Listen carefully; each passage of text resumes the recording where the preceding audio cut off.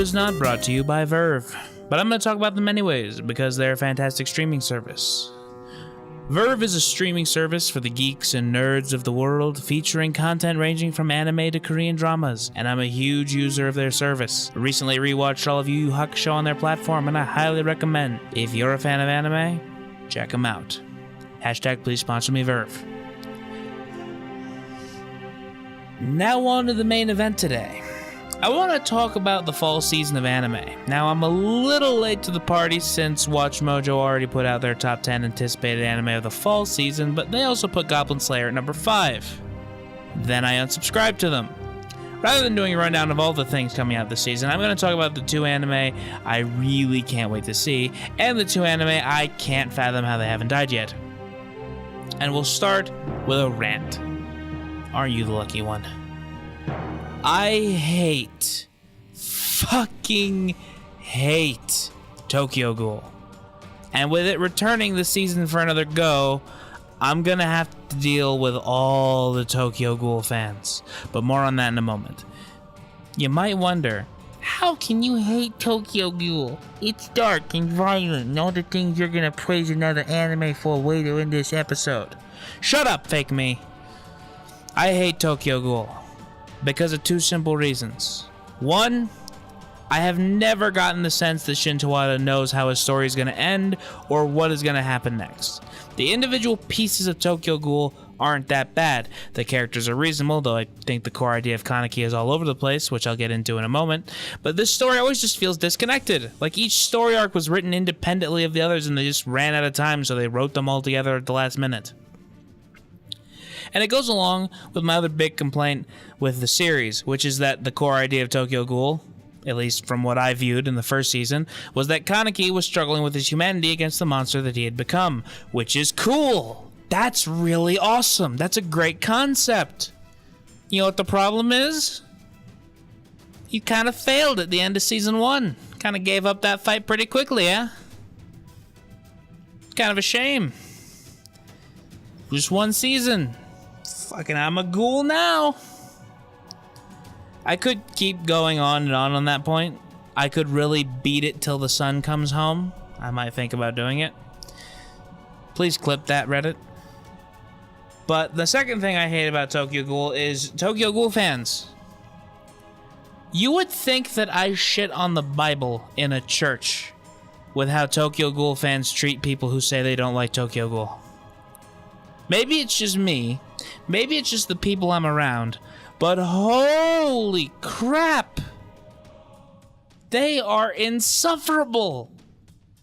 I have never met a fan of Tokyo Ghoul who was just like, yeah, I think it's a good show. I kind of like it.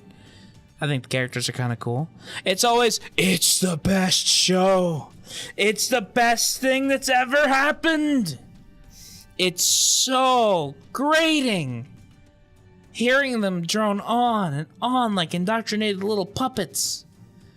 Just, God, leave me alone. Now, admittedly, I have about 4 friends, assuming that Sandy will ever talk to me again. And they're probably all crazy. But fans of the show are so blind to its flaws that having a conversation with them is honestly sometimes more painful than blowing your toe off with a handgun. Though I will give them this. You guys are still way better than Attack on Titan fans. I honestly don't know how Tokyo Ghoul became as popular as it is. That's bullshit. I know exactly why it became popular.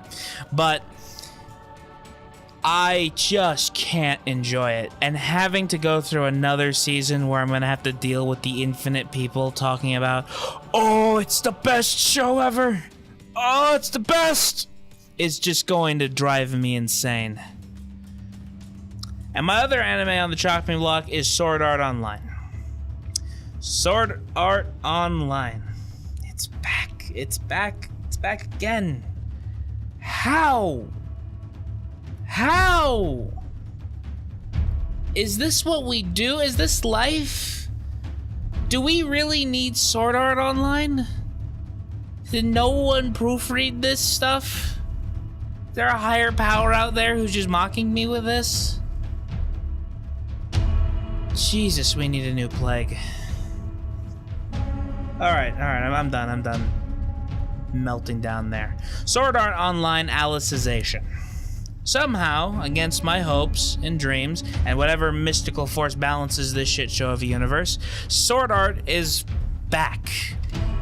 Now I know, I'm the most original person on YouTube, making content about how bad Sword Art Online is. But I just can't fathom how this is popular enough to keep getting serialized. Its characters have no depth, the story is a complete shit show, and its representation of gamers is insulting. But to be honest, if I'm gonna be level with you just real fast, the real reason that I hate the show, like beyond all that, I'm upset with all the potential that it had. This idea of using video games as a method of discussing the modern human was there, and it just never went anywhere. Kirito is fucking Jesus. Asuna was literally made for him, and Reki Kawahara has never played a video game before. It's just, as a gamer, video games are an escape mechanism for me. My life sucks. Like it kinda does. Logging onto a game and living out the fantasy of a badass for a few hours, it's kinda cathartic. And Sword Art kinda spits in the face of this thing that I hold very dear, and I don't like it. I've said before that Sword Art Online is the kind of show that if you took the video game elements out of it and just made it a fantasy show, it might do better in my eyes. It'd still suck, but it would at least be palatable. And I am gonna be in a shitty mood if I keep talking about Sword Art, so I'm gonna can Sword Art. I'm gonna apologize to Sword Art Online fans that you are the way you are. I'm sorry about that. I'm joking. I'm sorry that I've shit all over something that you enjoy for an untold specified amount of time. But what I am gonna say is this. I get why people like Tokyo Ghoul. I think the show sucks, but if someone told me they liked it, I could fathom as to why. I have no idea what you Sword Art people are doing with your life. So, I've just spent 8 minutes. Yeah, 8 minutes. 8 minutes shitting on a couple of shows. Now I want to talk about something exciting. Unlike the absolute travesty of Watch Mojo putting this anime at the number 5 spot, you sons of bitches, I'm putting it at number 1, because while I'm hyped about number 2, I read the manga and I know what happens. But at number 1, that's going to be exciting. But we can't go to number 1 until we have a number 2, and that's JoJo's Bizarre Adventures, Vento Oreo. JoJo's Bizarre Adventures. Honestly, I don't even know what to say. There are no words to describe the hype of what is going to start in, let me check the timer.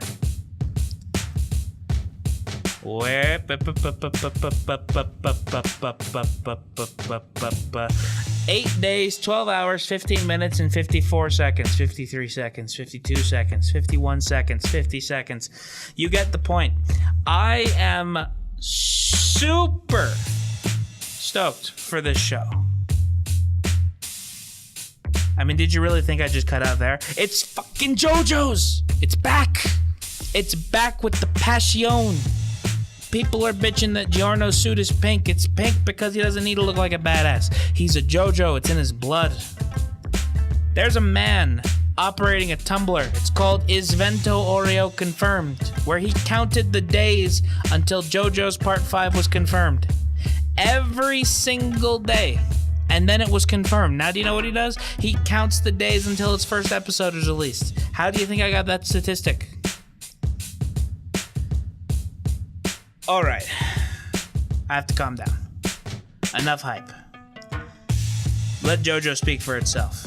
If you haven't watched JoJo's Bizarre Adventures, Go online. Do you not have internet? Steal your neighbor's internet. Watch this show. Watch the whole goddamn series. Watch it in one sitting.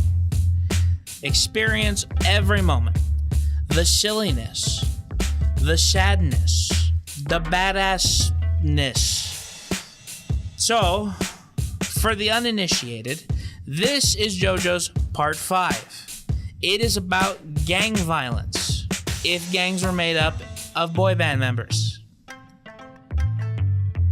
It will feature Giorno Giovanna as its primary JoJo. And if I tell you any more, it will be a spoiler for how amazing the show is. So don't do that. Instead, watch it. Watch every second of it. Rewatch it. Rewatch every episode every day. And then when you're 70 episodes in and you can't do that anymore, you have to start taking breaks. But I love JoJo's. I love it a lot. And while it's my number 2, it's only there because there's a chance the Goblin Slayer will be uncensored. And if it's uncensored, it will stay number 1 forever. If Goblin Slayer is censored, but then don't worry, JoJo's will be here to take its spot. The only real question that's left: why have you not paused this video, watched all of JoJo's, then come back to finish this video? Do it. Do it right now. I'll wait. Alright, I'm done waiting. Don't try to make a guy with ADHD wait. That's a lie. I don't have ADHD. I have autism. Joking aside, I mean, it really is kind of hard for me to describe the hype around JoJo. Like, it's been in publication longer than I've been alive. I read Steel Ball Run recently. It was a fucking trip. JoJo's is the only thing I can think of that just gets better with time. The more I read it, the more I watch it, the longer it sits, it just gets more fun to watch. So, in 8 days, you're gonna sit down, I'm gonna sit down, we're gonna watch it. Maybe not together, but spiritually we'll be together. And now, number 1. I am contractually obligated to tell you, before we talk about number 1, that the manga for the anime that is number 1 depicts violent acts of rape. I'm also contractually obligated to tell you that rape is bad. If what I just said is news to any person, especially if you're a person watching this, then what I want you to do is, if you're one of those people, go out, buy a gun, and kill yourself with it. Fucking having to explain what's good and what's bad. Alright, so I have a hard time trying to tell people that my number 1 anime isn't JoJo's Part 5. Because, you know, JoJo's Part 5. Hype. I have to tell them that I'm most looking forward to watching Goblin Slayer. My love for Goblin Slayer has kind of been a part of the growing up process. Because as you get older, anime about high schoolers feels more and more distant to you. When you're in high school, watching anime about high schoolers, it's like, oh shit, those people are like me. Now I'm 23, I got a really ugly beard, I'm now fat officially. Because now that you're an adult, you can be called fat. You can't call kids fat. It's not fair, it hurts them. It's hard to watch pretty anime people in high school all the time. Which is why I fucking love Goblin Slayer. Goblin Slayer is everything I've wanted to see in a protagonist, which is that he's not a good guy, not for the sake of being good. He doesn't slay goblins because it's the morally correct thing to do. He kills goblins because he hates goblins. He wants to put a fucking goblin genocide onto this planet. And you might be thinking, whoa, whoa, whoa. You said the G word. That's not okay. My response to you is goblins should be destroyed. All of them should be destroyed. They should not be allowed to exist. These creatures are terrible. Goblin Slayer does a public service with everyone that he kills. But now I'm digressing. In the simplest terms, Goblin Slayer is an anime that deconstructs the fantasy of high fantasy. Now, that sounds really fucking stupid. So let me explain it in simpler terms. fantasy, or high fantasies, which is basically like Lord of the Rings style fantasy, is built on a series of tropes and archetypes. It's stereotypical. That's what makes it fantasy. As George Lucas would say, you can't change what the effect it has on people is. What you can do is diminish the effect. See, the idea behind high fantasy is oftentimes set around an idea of adventure. You adventure, you do things, and the reality of these fantasy settings is that they will rewrite themselves to kind of reform for the convenience of the characters. If you think about a anime that takes place in a fantasy world, I would say Dog Days is a great example of this, is that the world is built around the hero. You ever notice that? That the rules of the world are specifically designed to funnel our hero into being a hero?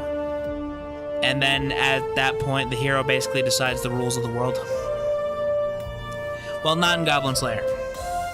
Goblin Slayer takes this idea of high fantasy, where a world is kind of exists for people to write their stories in, and completely throws it on its head. They use a metaphor about how gods roll the dice, and the people are like pieces on a board game. And it's a great metaphor for real life.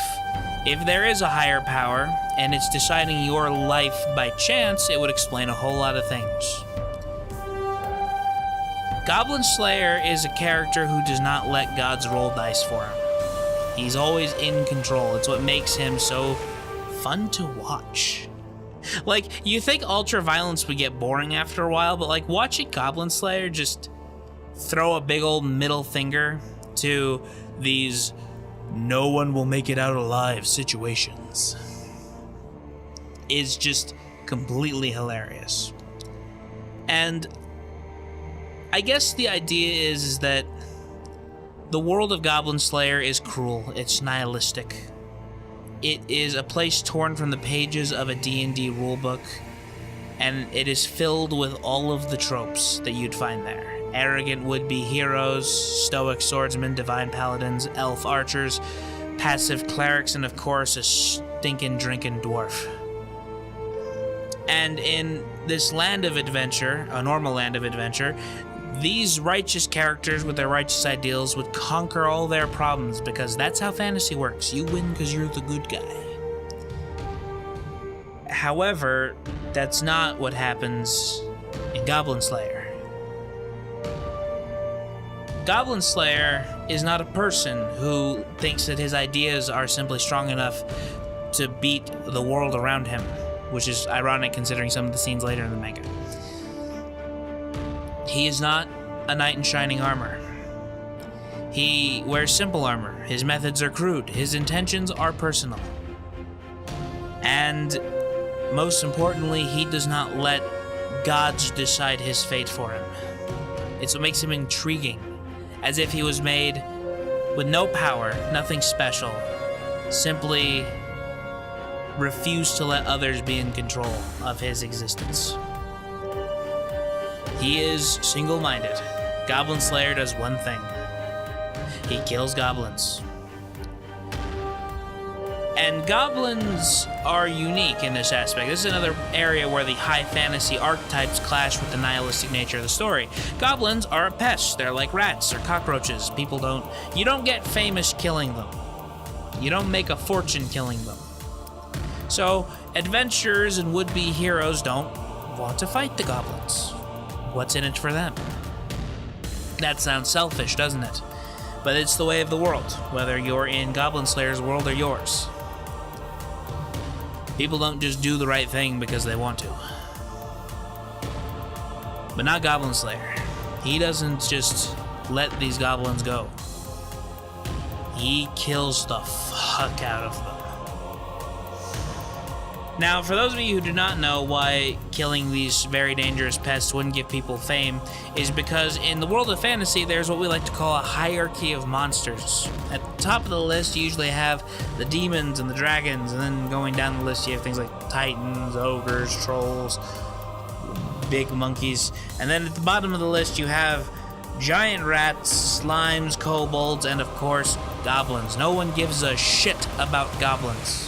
Goblins are a roadblock half the time. So you kill a lot of them usually. But not Goblin Slayer. He treats every goblin like a threat, and he kills a lot of goblins. And I think the fun of this show isn't in its violence, like what many people would have you think. I think the fun of watching Goblin Slayer at work isn't when he clubs a goblin upside the head and his brain turns into mush. It's watching this deliberate process as he just plans and schemes and prepares every little layer of what's going to happen. It always feels like when you watch Goblin Slayer fight goblins, like he's in control. Like, he knows what they're gonna do, he's already thought ahead of them. He's a man with a wealth of knowledge, and he uses that intellect to create these incredibly complex methods of killing goblins. Which, when he does lose control of the situation, lends itself to one of the scariest fucking men on the planet. Holy God. Here's what I'm gonna say, though, since I don't want to spoil any more of the story than I absolutely have to. Do you have an afternoon? Go read Goblin Slayer. You can find it on any manga hosting website. Read it from beginning, read it to the end, and then reread it, because you'll want to reread it. That's how good it is. It is different from what you've expected. It is violent. It is nihilistic. It is not for the faint of heart. That's definitely something I need to put down there. Yeah. Definitely go in there with a little bit of a thick skin. You will get fucked up watching this.